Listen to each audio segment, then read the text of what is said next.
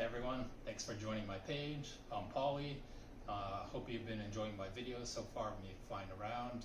I've really enjoyed practicing and learning how to fly a little bit better, and I want to kind of show off the hardware here for you.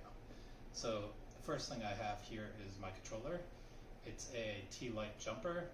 It's a multi-band controller. It's nice and compact, great for the tiny whoops and indoor flying, and nothing that needs crazy long range. So I really enjoy this a lot. The next thing is the standard Fat Shark analog goggles. I also have from Amazon, basically just a mini DVR.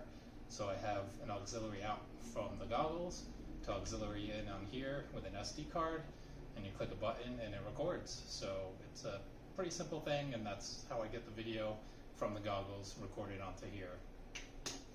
As you can see, I have 3 drones. I have 2 that I've built and then one that's a purchase. So the first one here is what I've been calling the Maker 1, which, because I made it as my first drone.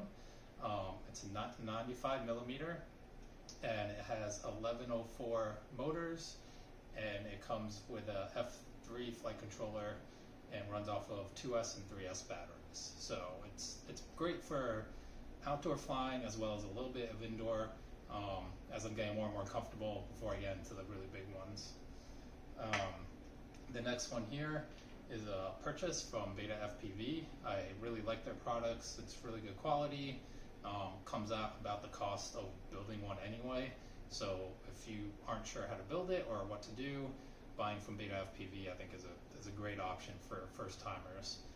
This one here is the Meteor 65, so 65 millimeter, and it comes with 0802 motors and it runs off of 1S batteries, so it's great. As you can see, I don't have the original shell on there.